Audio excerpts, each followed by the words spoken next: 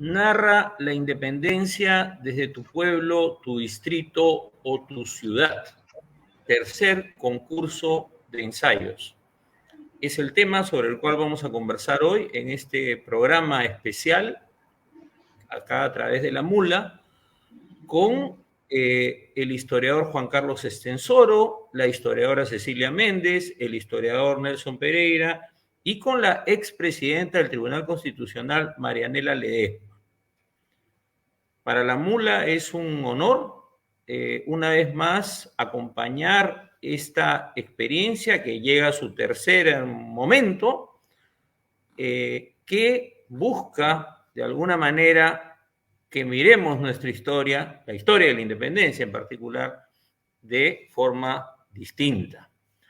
Así que voy a darle la bienvenida, en primer lugar, a Juan Carlos Estenssoro y a Nelson Pereira para hablar sobre el concurso y qué trae en esta ocasión esta tercera edición. Bienvenidos ambos, un gusto.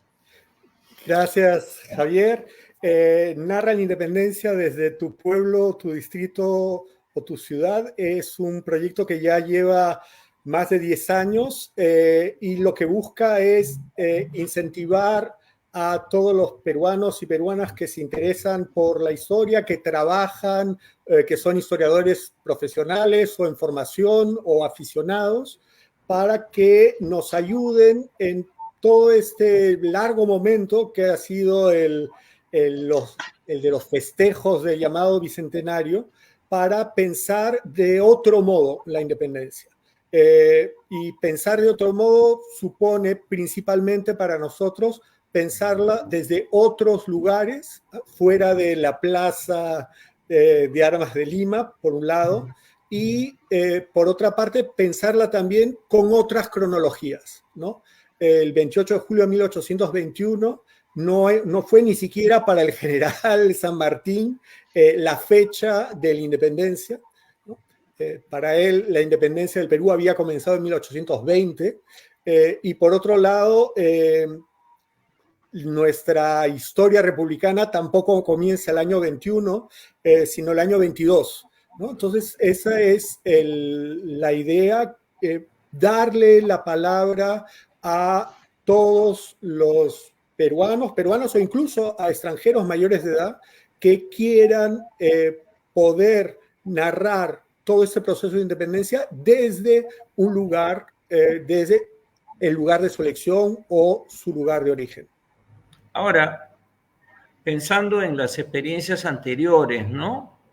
Digamos, los dos primeros concursos y todo el trabajo que hicieron, las discusiones que tuvimos aquí en La Mula sobre el tema también y otros eventos, ¿no? ¿Qué cosa de nuevo trae el concurso? ¿Qué aspiran ustedes? Porque ha habido participación de diversas regiones, de Huacho, ¿no? De Yauyos, de Huarochirí, perdón, Arequipa, sí. Arequipa, sí, Tarapacá, me acuerdo también que hubo un exacto, trabajo. Entonces, ¿qué esperan ahora? ¿Qué cosa falta, digamos? ¿Qué cosa faltó? Falta y sigue faltando más participación femenina. Nos gustaría tener más ganadoras, más premiadas mujeres.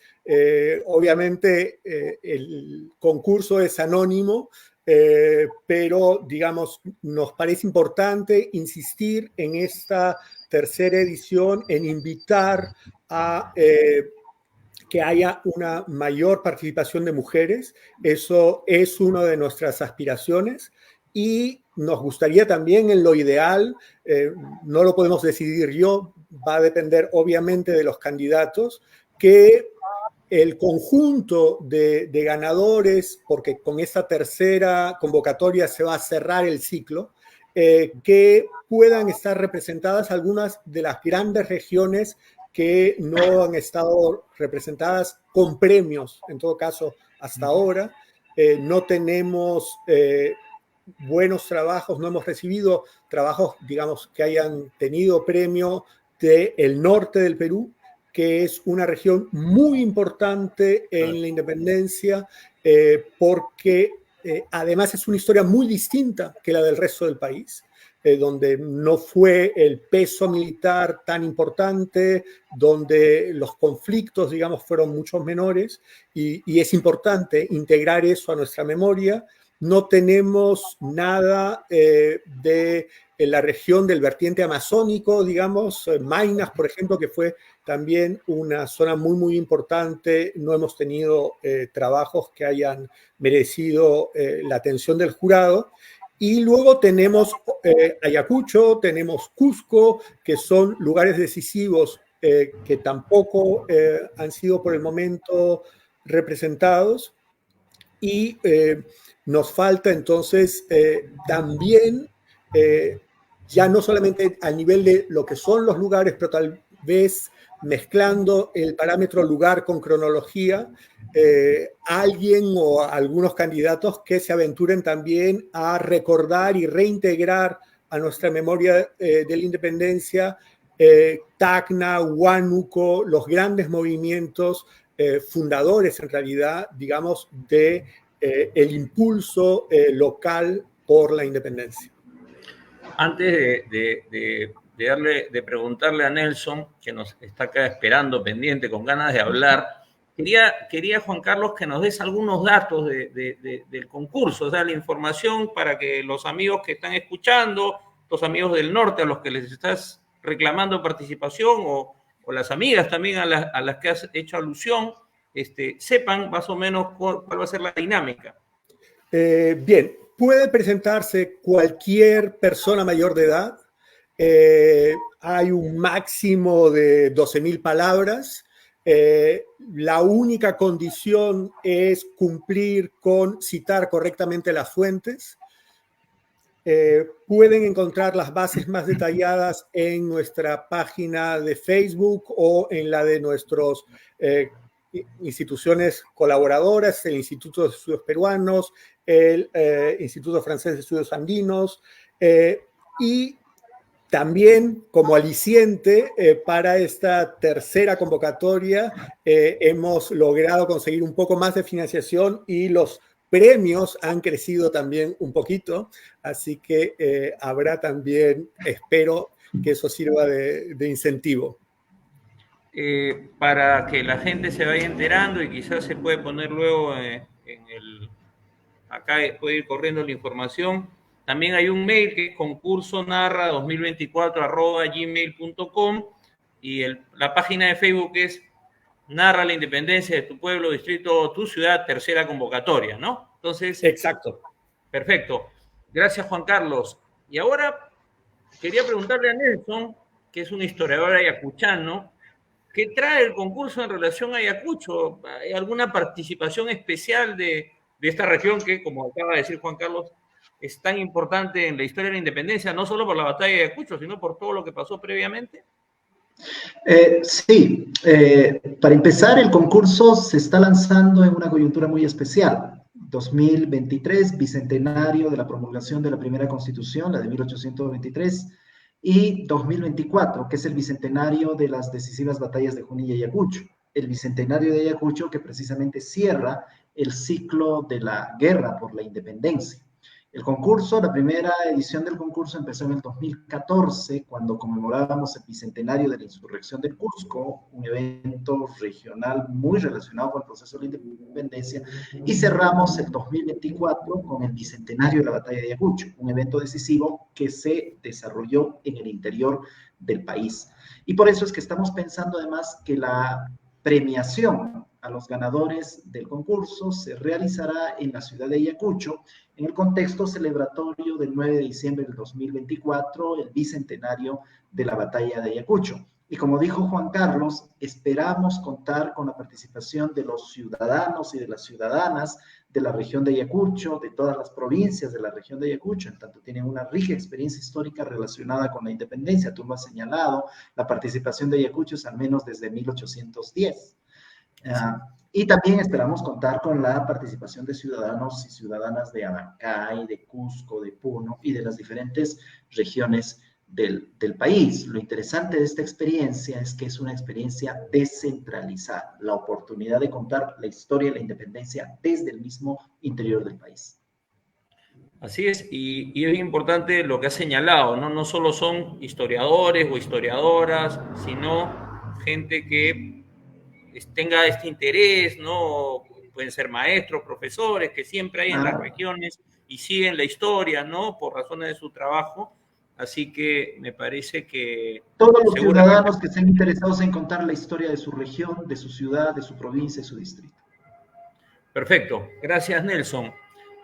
Ahora vamos a dar paso a un segundo momento de esta conversación y vamos a invitar a Cecilia Méndez y a Marianela Ledesma, quienes ya hemos presentado hace un momento, porque en este lanzamiento también hemos querido aprovechar este espacio para retomar esta buena costumbre que se tuvo en el ciclo La Independencia en Debate, es decir, hablar del tema también. Y como bien se ha recordado, la Constitución del 23 cumple 200 años y bueno, en el Perú parece que ya no nos acordamos de nada, ¿no? Tenemos un problema de amnesia terrible. Así que vamos a abrir la conversación y le voy a dar de nuevo la palabra a Juan Carlos Estensoro para que un poco nos cuente un poco el contexto de este documento tan importante, ¿no? En la historia de nuestro país. Y luego conversar con Nelson, con Marianela y con Cecilia sobre el tema. Juan Carlos, tiene la palabra. Gracias. Bueno, exactamente, las amnesias, 1822 marca entonces la decisión tomada por el Congreso, el primer Congreso que se reúne después de la independencia, de que el Perú sea una república. Y comienza a lo largo de todo el año 23 el trabajo y las proposiciones para la redacción de esta primera constitución, una constitución que podríamos llamar la malquerida, ¿no? Es una constitución poco estudiada y es una constitución estigmatizada por aquellos que han hecho la historia de las constituciones del Perú como una constitución fallida, que no tuvo validez real, etc.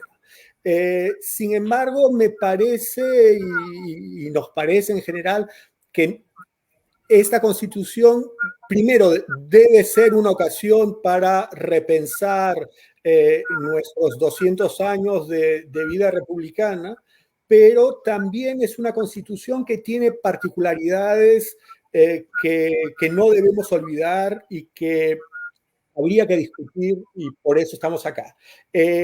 ¿Cuáles son estas características que a mí me gustaría subrayar? En primer lugar, el hecho que esta constitución se redacta en una coyuntura particular y sobre todo entre el gobierno de San Martín, la presencia de San Martín y lo que va a ser muy pronto la presencia de Bolívar en el país. Con lo cual es una constitución que tiene que luchar y reafirmar la voluntad de fundar una república contra los proyectos sanmartinianos de que fuésemos una monarquía.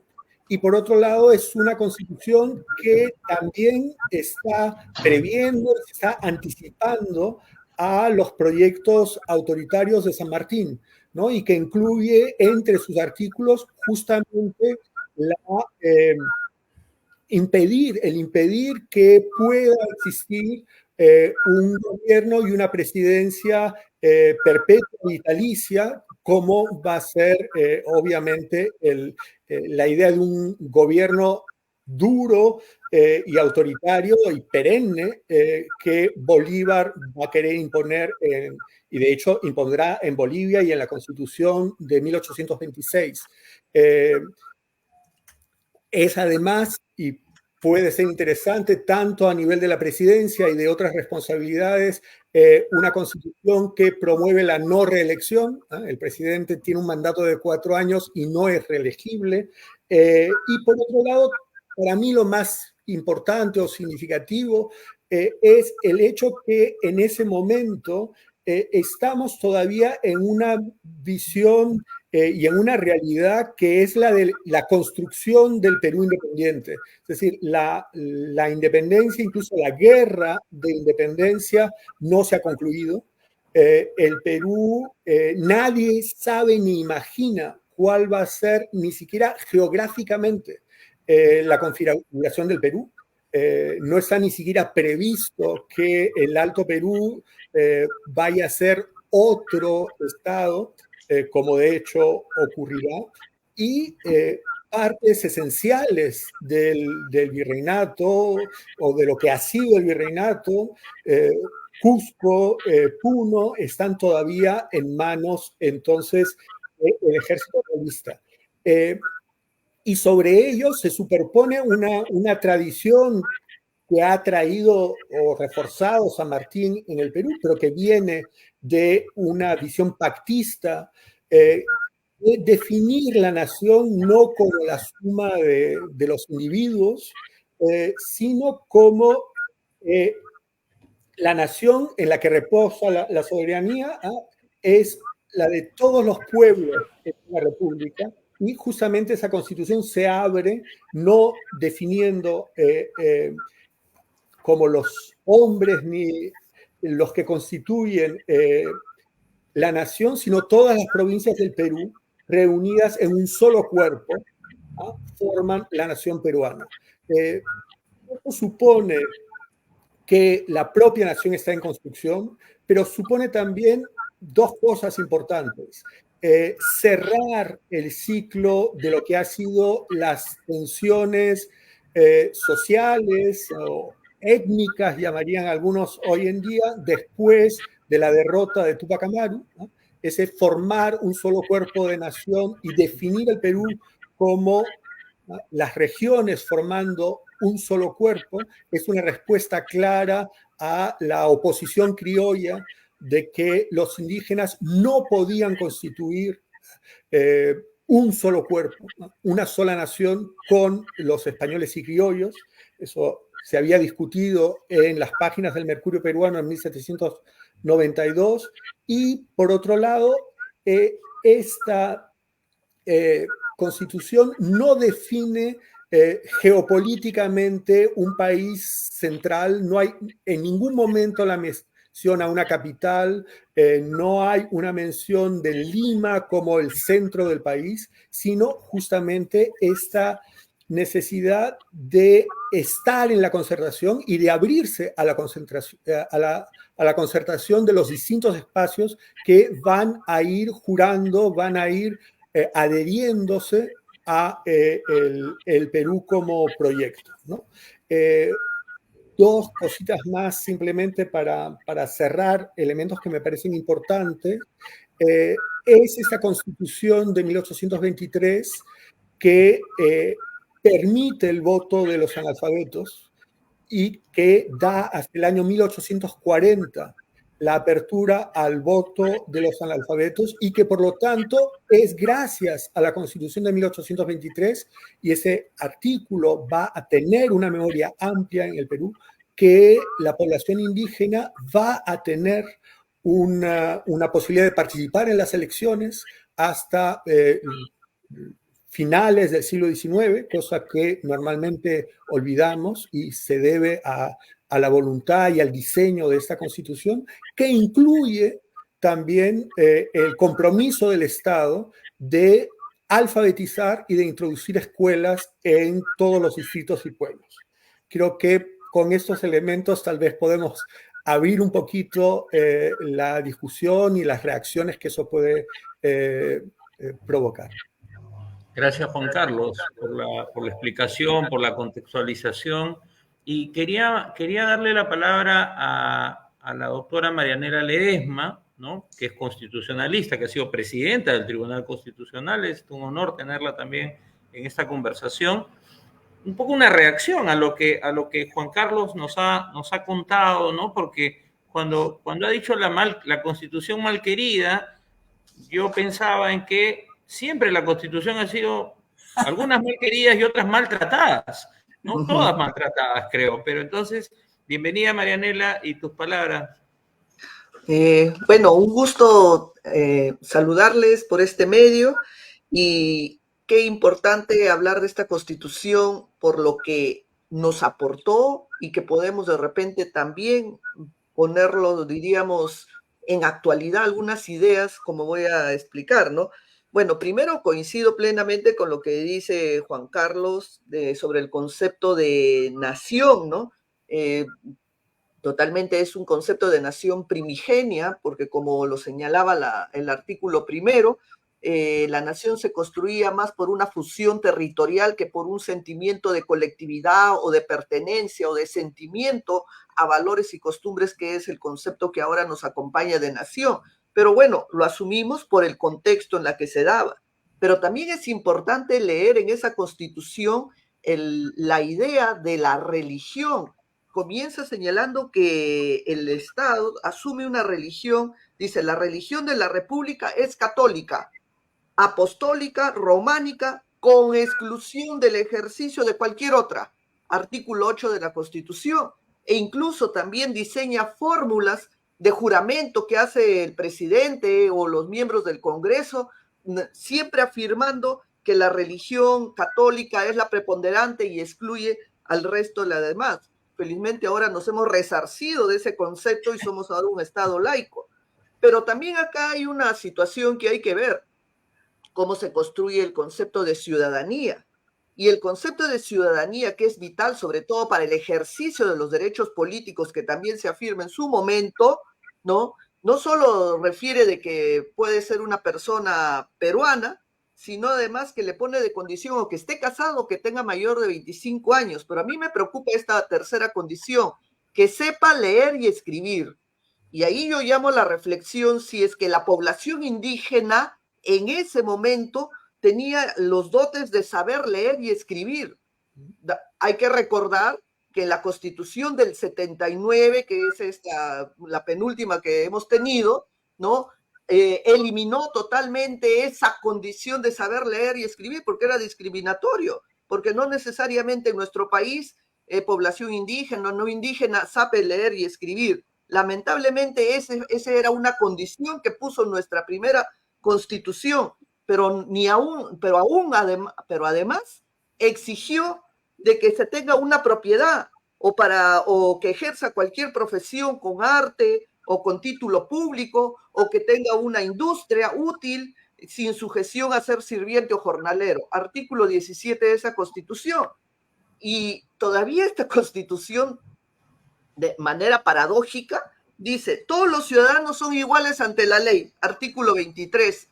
Desde ya se comienza a negar la propia Constitución, porque ¿qué ciudadano va a ser igual si hay personas que no tienen industria, personas que no saben leer y escribir, hay personas que de repente no tienen un título como se le exige? Entonces, yo comenzaría diciendo acá que el ejercicio político de la ciudadanía es bastante restrictivo, discriminatorio en la población que habitaba en ese momento para construir el concepto de ciudadanía. Algo que también es importante rescatar en esta Constitución es, bueno, reproduce la vieja triada de la influencia de las revoluciones francesas, inglesas, que hablaban del legislativo, ejecutivo y judicial, pero también pone en especial relevancia al poder electoral, al poder del sufragio, al poder de la expresión de la voluntad popular, porque le dedica todo un artículo para hablar del poder electoral, a pesar que no lo considera dentro de la parte de la administración del Estado. Pero bueno, la Constitución que estamos analizando comienza definiendo cómo es el gobierno del Perú en el año 23 y dice, el gobierno del Perú es popular y representativo, bueno, se justifica luego todo el acápite del poder electoral. Y también volvemos a referirnos que es un ejercicio de ciudadanía restrictivo, porque el artículo 43 vuelve a decir, para que uno ejerza, ¿no?, la labor de representación, uno tiene que tener una propiedad, una renta, todavía colocan ahí 800 pesos, ¿no?, aparte de haber nacido en la provincia, ser profesor público, tener una industria, ¿no?, y una serie de supuestos, que desde ya era excluyente, porque no necesariamente toda la población, ¿no?, criolla, indígena, tendrían que tener estas condiciones para poder ejercer el tema representativo. Pero me interesa esta constitución por algo que podemos invocar para nuestra realidad. Miren, esta constitución decía algo interesante. Decía en el artículo 55 que el Congreso se podía renovar por mitades cada 2 años. Leo literalmente el artículo 55. Dice, se renovará el Congreso por mitad cada 2 años, de modo que cada 4 lo sea totalmente, designando en la primera vez la suerte de los diputados que cesaren, ¿no? Entonces, qué interesante este artículo, porque si lo aplicáramos en una reforma política que nos hace falta en nuestro país, no solo estaríamos hablando de la renovación por tercios, ya nuestra primera constitución nos dio la posibilidad de hacer una renovación del Congreso por mitades, artículo 55, que es un buen antecedente. Y bueno, y además, ¿por qué no recordar lo que dice la propia Constitución en el artículo 58? Sobre todo estos congresistas. Ningún diputado durante su diputación podrá obtener para sí ni pretender para otro empleos, pensiones o condecoraciones, si no es el ascenso de escala en su carrera. En el aspecto judicial, para ya ir terminando, también hay grandes aportes, ¿no? Como por ejemplo decía, los jueces son inamovibles y son de por vida, así como son los jueces en Estados Unidos, la Corte Norteamericana, que son los jueces de por vida. Y de igual forma planteaba el artículo 97 de nuestra Constitución. Bueno, evidentemente son ejemplos atemporales, pero lo traigo a colación. Algo importante que hasta ahora lo hemos implementado es que no puede entablarse ninguna demanda sin haberse intentado la conciliación. Y un segundo tema también que quiero relevar es el tema de los jurados. El tema de los jurados. La Constitución decía que en las causas criminales el juzgamiento será público, el hecho conocido y declarado por jurados. Dicho en otras palabras, si trasladamos de repente a reformas legales la posibilidad que en las causas penales se instauraran los jurados, habría un mejor control de la ciudadanía sobre la forma de administrar justicia que tenemos lamentablemente a nuestra forma. Bueno, esto está en el artículo 107 de la Constitución, y también la cercanía que tenían los alcaldes, que eran autoridades representativas, para ejercer la justicia de paz en su zona. Desde ahí hay que recordar que los alcaldes, cualquier persona no podía ser alcalde, porque ya les he dicho que era bastante exclusiva o elitista para poder ejercer esos cargos de representación. En materia de las Fuerzas Armadas, tenía una distinción en el poder del ejército, en la guardia de la policía, pero agregó algo muy interesante, la milicia cívica, la milicia que servía para mantener la seguridad pública entre los límites, que permitía la organización en todas las provincias, ¿no? Bueno, aparentemente es de repente un dato muy interesante que podríamos de repente utilizarlo como un antecedente para la organización cívica social en intereses de repente públicos o comunes que se podría invocar. Y bueno, está de más decirles que también regulaba algunos derechos que a la fecha lo tenemos, ¿no? La libertad civil, la propiedad, el secreto de las cartas, el derecho a petición, el tema de la libertad de imprenta, agricultura y todo.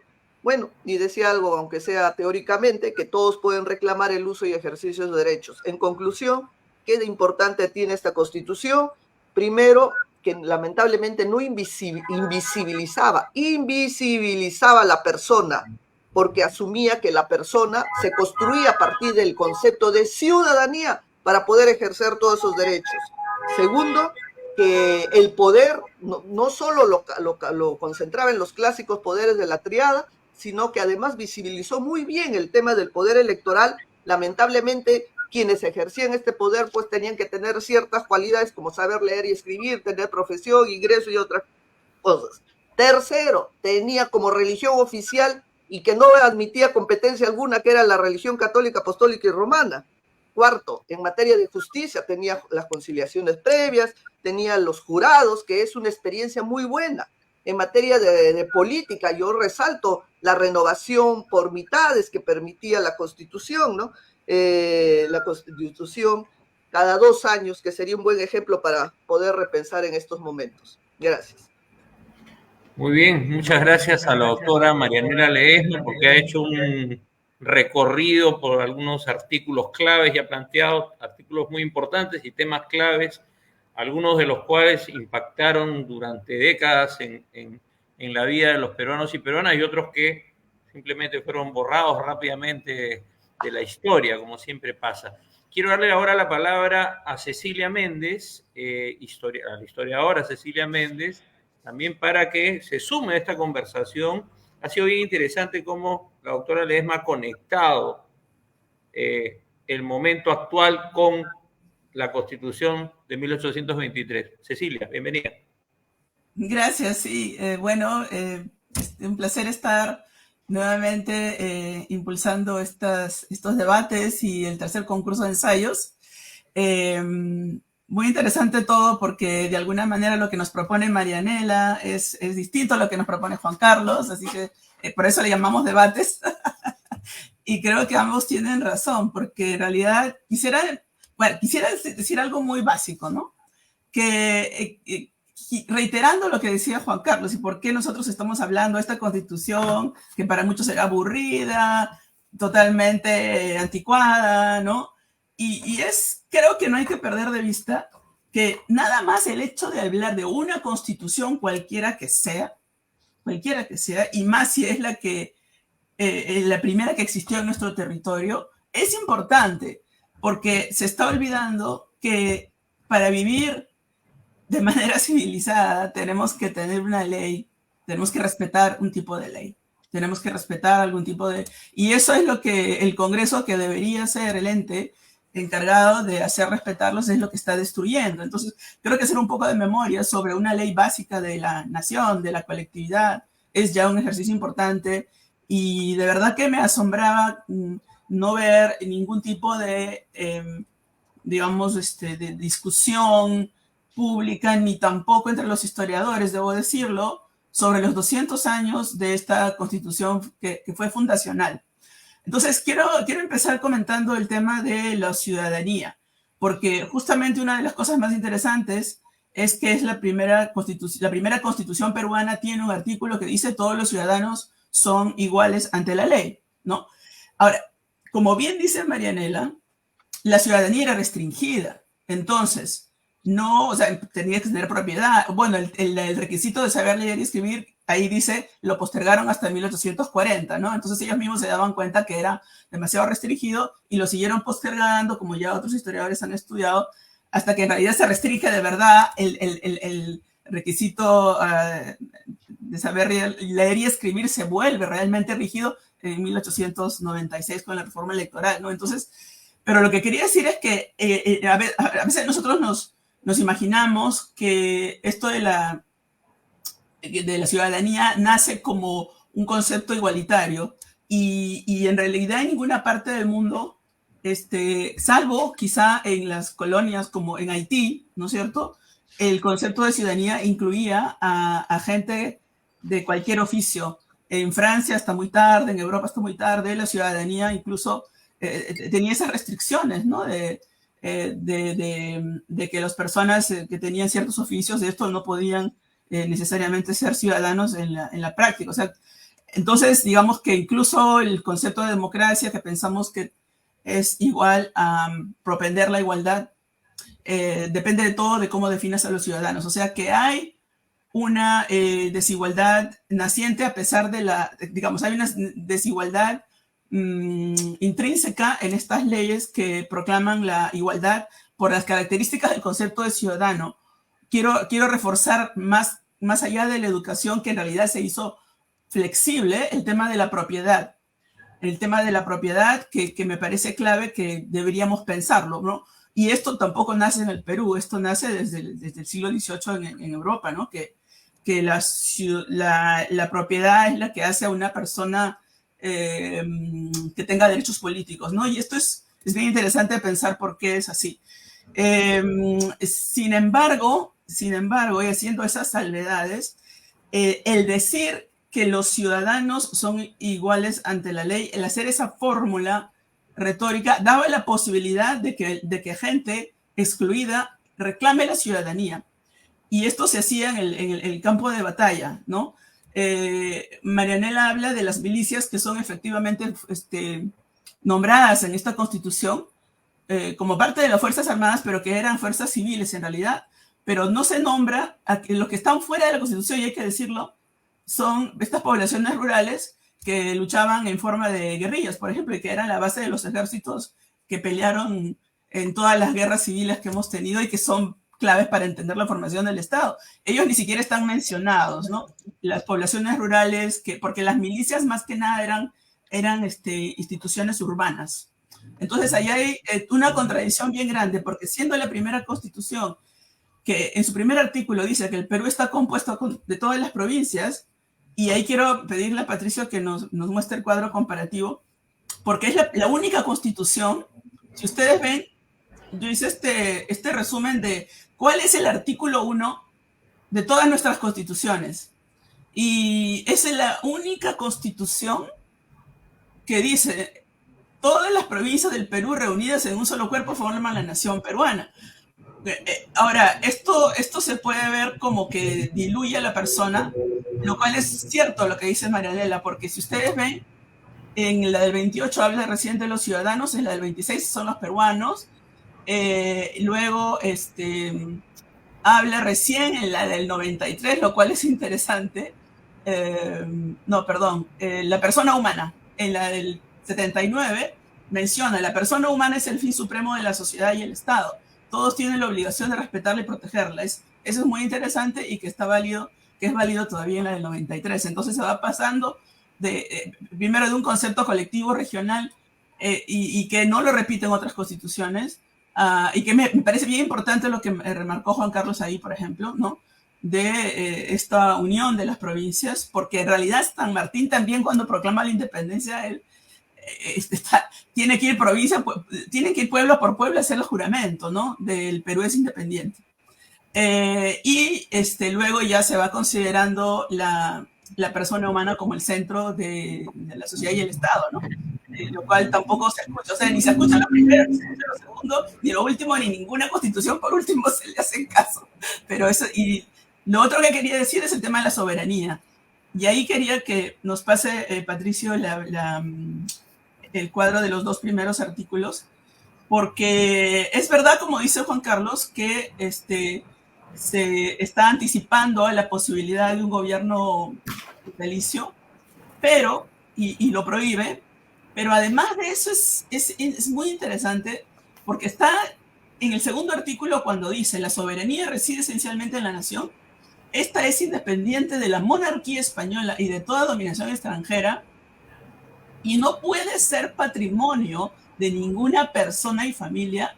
Es muy fascinante, porque aquí tenemos no solamente la confrontación contra el rey, sino también contra, por ejemplo, Napoleón, ¿no es cierto? Que esta es la diferencia que marca, digamos, lo que sería la Constitución de Cádiz, que nació en un contexto de guerra. Ese también era de guerra, pero donde todavía había la sujeción al rey, ¿no? Y en este caso ya el Perú está rompiendo con la idea de que un individuo va a tener el comando sobre la nación, va a tener la soberanía, no es el rey, tampoco es el caudillo, ¿no? Entonces, esto sí me parece bien importante. Y lo otro es que si lo dices tú ahora y dices que el Perú sea libre de toda dominación extranjera y no puede ser patrimonio de ninguna persona y familia, también tiene que ver con el uso privado del Estado que se está haciendo en este momento en el Perú, ¿no? O sea, que las personas que entran a servir, a ser servidores públicos, no lo entiendan así, sino como este botín es mío, ¿no? Entonces creo que ahí hay, y finalmente lo que dice Marianela de las municipalidades es bien importante en esta constitución también, yendo a las rupturas, porque son elegidos, ¿no? Los representantes de las municipalidades, ¿no? Entonces ahí el tema del gobierno representativo, que también eso no era necesariamente una innovación, porque también pues nació con las Cortes de Cádiz, y podríamos agregar que las comunidades que luego se llamaron comunidades de indígenas en 1920 y luego campesinas ya elegían a sus alcaldes de indios desde el siglo XVI, ¿no? Entonces digamos que hay como varias temporalidades. Esta es una declaración de lo que era la nación, pero que también se habían dado votación y gobierno representativo a nivel de las comunidades en las zonas rurales desde muchísimo tiempo antes. Y creo que, bueno, valdría la pena. He dicho muchas cosas, pero bueno, en resumen, creo que el tema de la soberanía me parece bien importante. El tema de entender que la ciudadanía es verdad, es un concepto que aparece contradecir, los ciudadanos son iguales ante la ley, pero es que no todos eran ciudadanos, pero de eso se trataba, ¿no? Me parece un principio importante porque no existía antes que los ciudadanos son iguales ante la ley. Me parece fundacional. Y bueno, lo dejo ahí por el momento. Muy bien, gracias Cecilia. Este debate se va complejizando, cada vez hay más elementos, pero quiero dar la palabra a Nelson Pereira, ¿no? Porque también queremos escuchar su reflexión desde Ayacucho, además. Nelson. Bueno, lo que voy a hacer, estimado Javier, es simplemente complejizar más la discusión. Porque una cosa es la Constitución arriba, digamos, en el círculo de juristas y de políticos, donde se elabora el texto constitucional y donde se promulga el texto constitucional, y otra cosa es la Constitución abajo, entre la población y especialmente entre los sectores populares, entre los sectores campesinos del interior del país. Un primer asunto que habría que discutir es que si la Constitución trascendió los límites del círculo de juristas y fue conocido, por ejemplo, entre los sectores populares de departamentos como Ayacucho o Cusco. A mí me parece que sí, porque yo he estado revisando los expedientes judiciales relacionados por conflictos por tierras, donde participan las poblaciones indígenas y junto con los abogados, las poblaciones indígenas arman alegatos, acusaciones, defensas, etcétera, y entre sus argumentos jurídicos utilizan no solamente la Constitución de 1823, o mejor dicho, no solamente artículos de la Constitución del 23, sino artículos de la Constitución del 12, artículos de las siguientes constituciones, incluida la Constitución de la Confederación Perú-Boliviana, más un conjunto de normas procedentes del antiguo régimen, es decir, un eclecticismo jurídico, combinado con nociones históricas sobre la memoria de los ancestros, los orígenes coloniales de las comunidades, etcétera, para reclamar la propiedad de las tierras a lo largo del siglo XIX.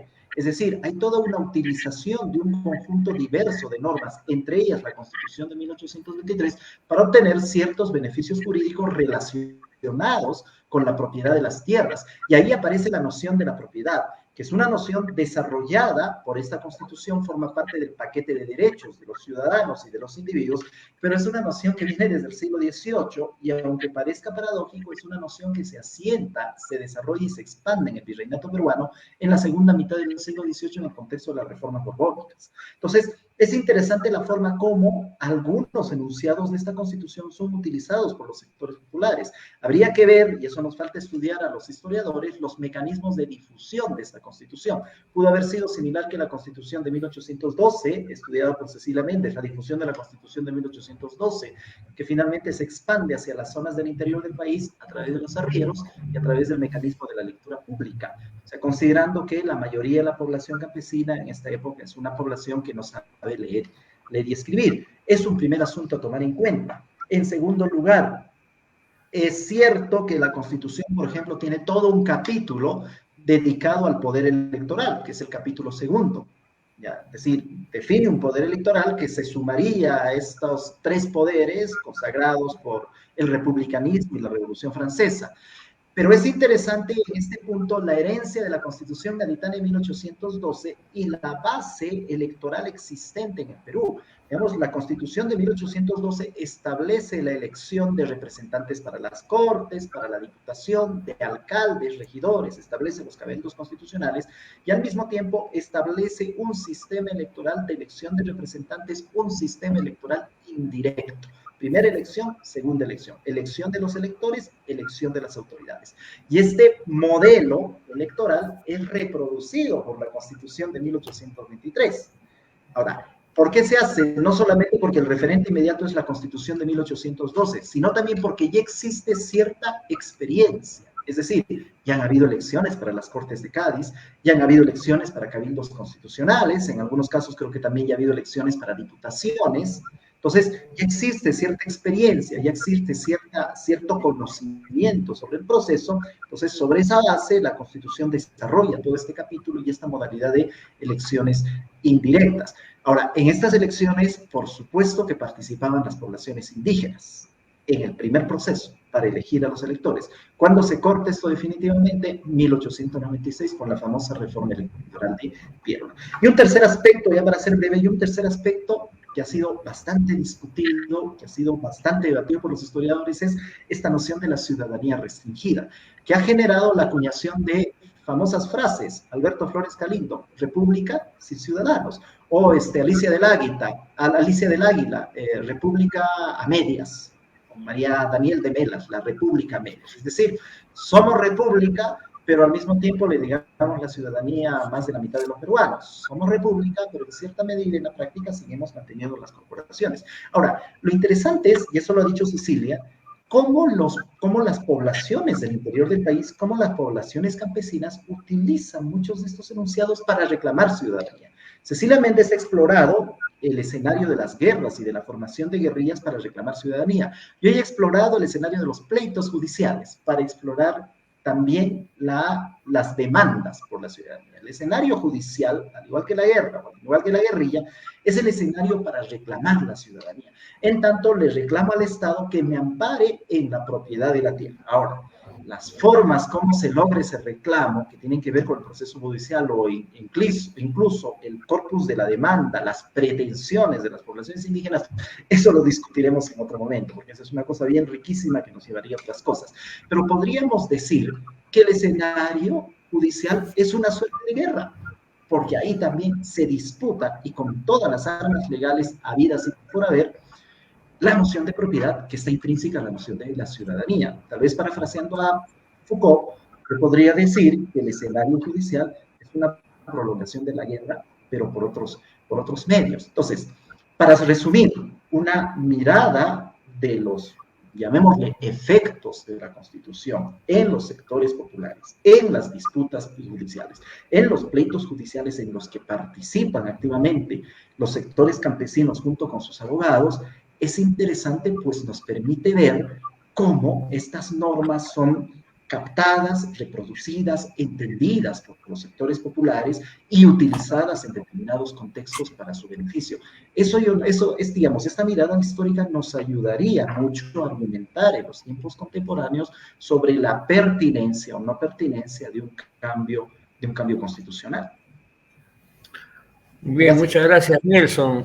Juan Carlos ya tiene la mano levantada para reaccionar a los varios comentarios que se han hecho, ¿no?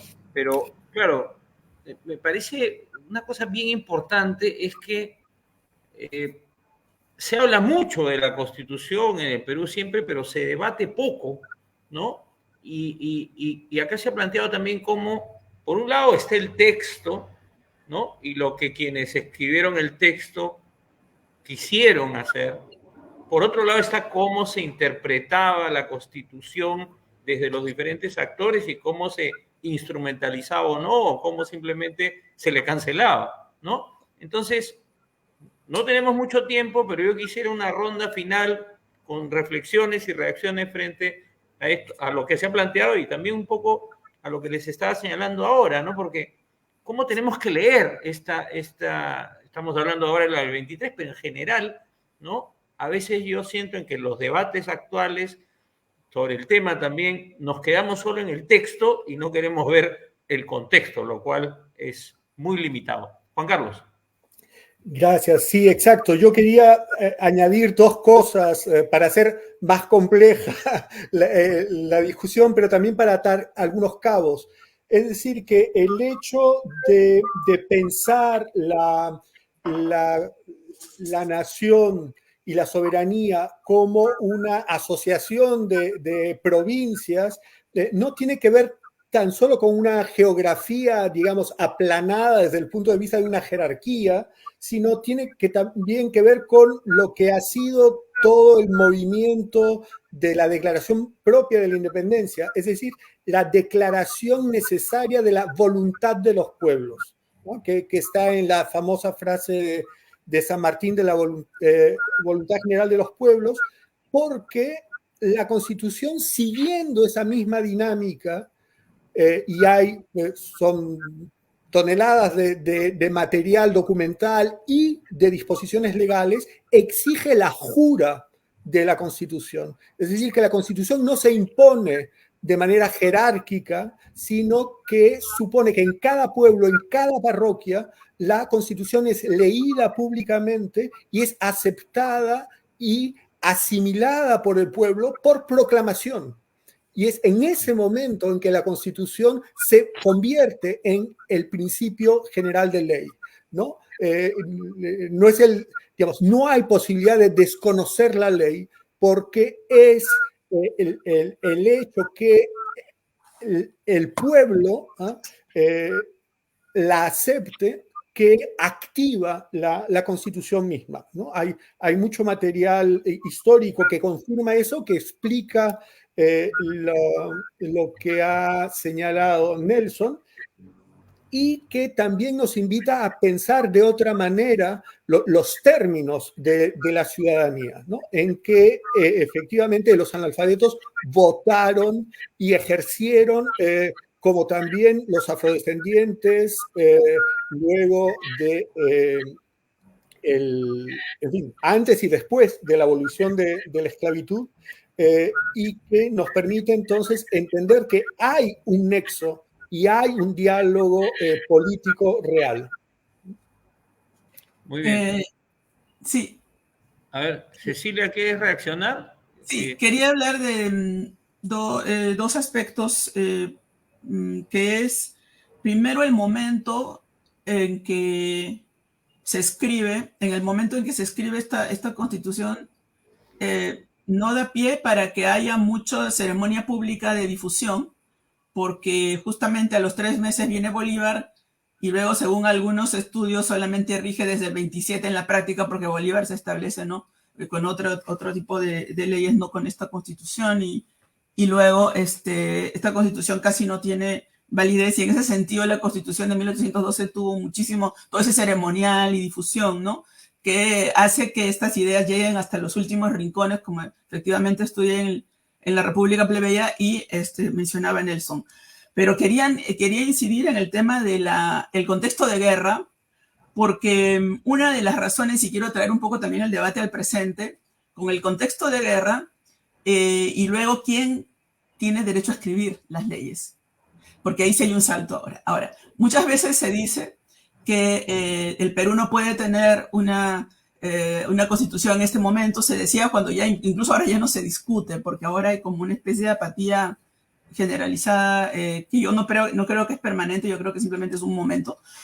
Pero se decía cuando estas marchas estaban en su momento más álgido contra Dina Boluarte, cuando cayó Castillo, que se decía pues que ahora no era el momento, incluso antes no era el momento, y la gente decía que no, como que hay mucha confusión. Pero todas las constituciones, casi todas, han surgido precisamente en momentos de confusión y de guerra, y no solo en el Perú. Y la Constitución, algunos decían, esta Constitución no tuvo vigencia porque todavía España tenía la mitad de provincia del Perú, lo cual es cierto. Pero en Cádiz, por ejemplo, Francia había rodeado toda España y ahí se hizo la primera Constitución española. Entonces, las guerras en sí son los momentos en que justamente las constituciones surgen como un intento de solución de una situación crítica. Ninguna constitución surge de un momento de paz. Y ahí quiero también, bueno, podría ir más allá, ¿no? La Revolución Mexicana, las constituciones que surgen después de las revoluciones, por ejemplo, o en el medio de las revoluciones. Hay una asociación entre guerra y leyes que Foucault le ha estudiado muy bien, de alguna manera Nelson ha evocado, pero que la pone muy bien en una metáfora y dice, los códigos están salpicados de sangre. O sea que después de una guerra hay un ganador y ese ganador es el que hace las leyes, ¿no?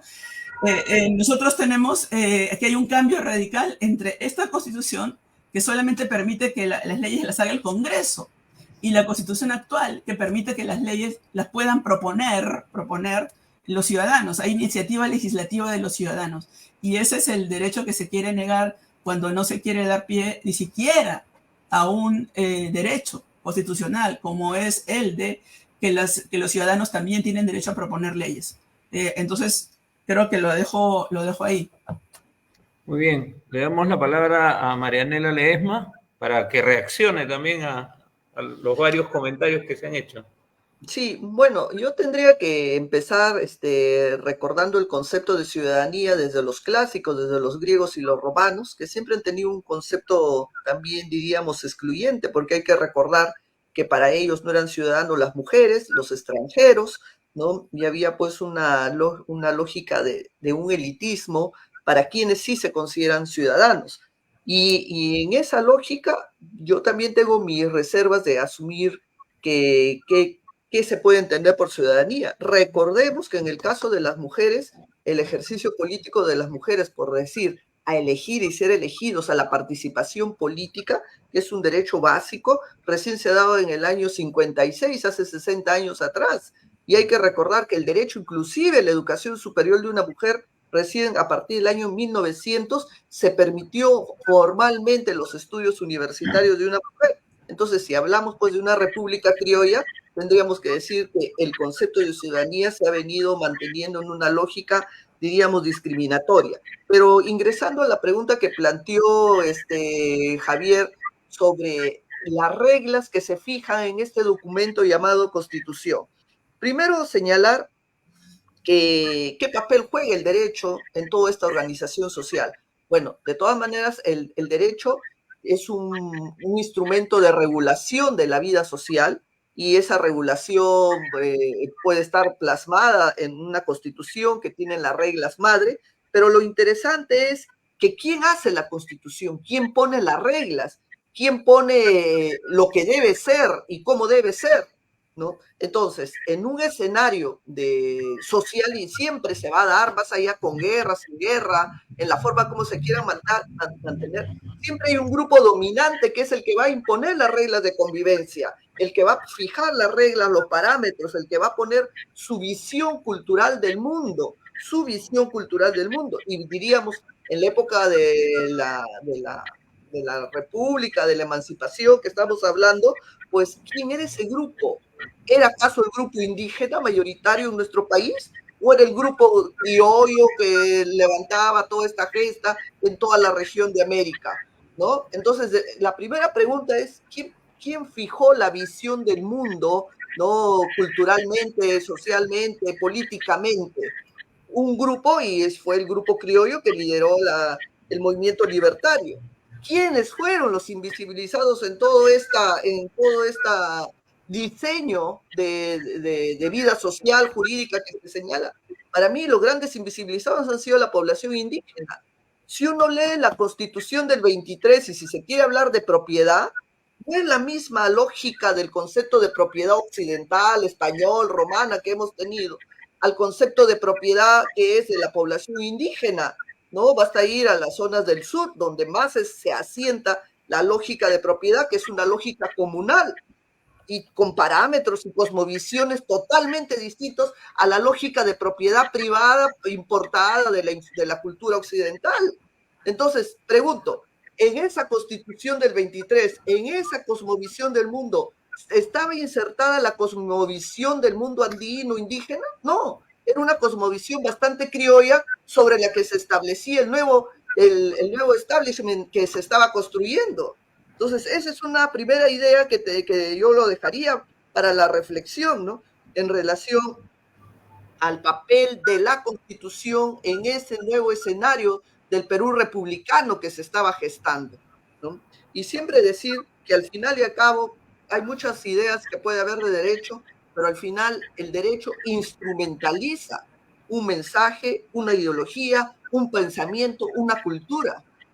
Hay que mirar el derecho de esa manera. Y esa Constitución recoge ese mensaje, esa cultura, esa visión, esa mirada de la vida de ese momento y por quiénes han puesto esas reglas del cómo debe ser, ¿no?, la nueva organización. Muy bien, muchas gracias. Y tenemos ahora la última intervención de Nelson Pereira, pero antes agradecer a algunos amigos que nos han hecho algunos comentarios, agradeciendo el debate que estamos teniendo en este momento. Nelson. Sí, dos cosas puntuales. En primer lugar, sí, definitivamente, como dice Cecilia, es una constitución que se da en un tipo de guerra. Y es muy corto, casi inexistente el tiempo que se cuenta para hacer ceremonias de juras y ceremonias públicas. Eso es cierto. Pero también hay otro medio de transmisión de la Constitución y son los abogados, especialmente esta red de abogados que están de comunidad en comunidad en la zona rural del país, patrocinando a las poblaciones campesinas en sus juicios. Ellos no solamente difunden y llevan la Constitución, ellos no solamente llevan la Constitución, sino que también la difunden.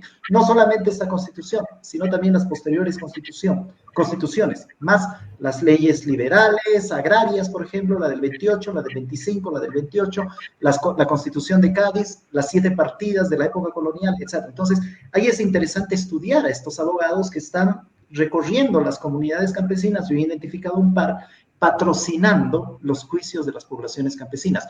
Considérese que en regiones como en Ayacucho, por ejemplo, la formación de abogados es permanente, desde la época colonial y a lo largo del siglo XIX hasta la clausura de la universidad en 1885. Eso, por ejemplo, nos falta estudiar bastante.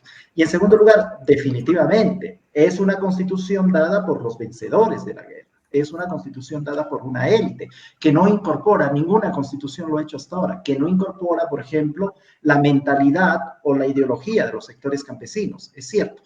Pero lo interesante es que los sectores campesinos reinterpretan y utilizan la constitución a su forma, a su modo. Entonces, ellos no son ajenos a la constitución.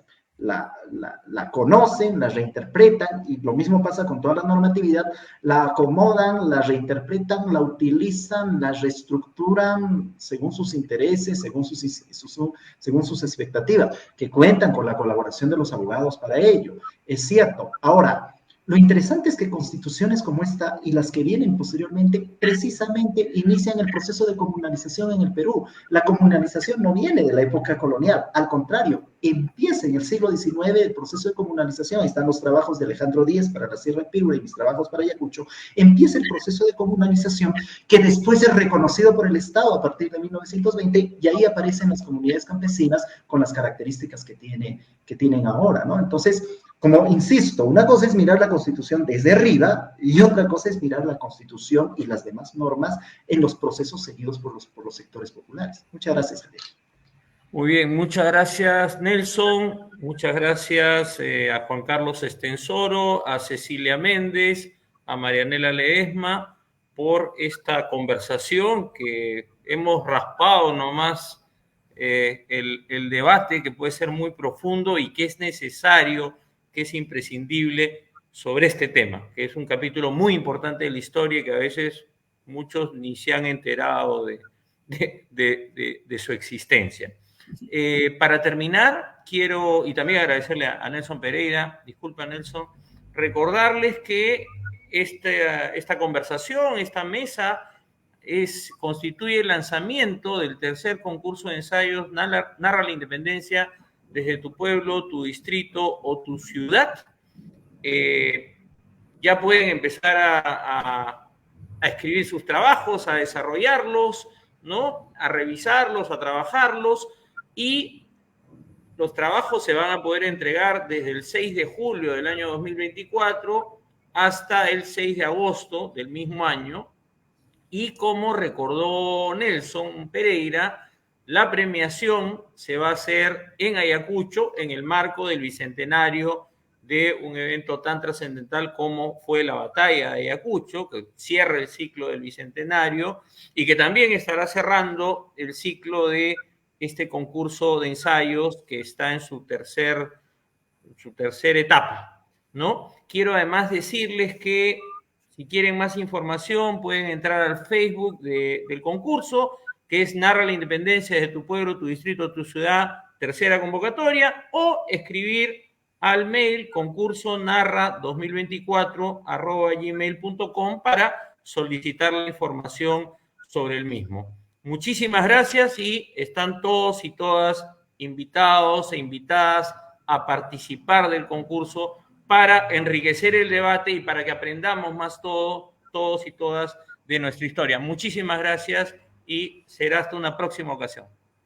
Chao. Gracias, Javier. Gracias a todos.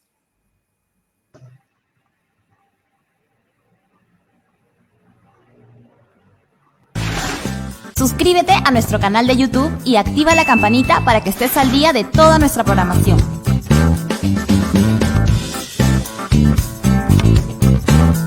LaMula.p, haciendo periodismo ciudadano e independiente desde hace más de 10 años.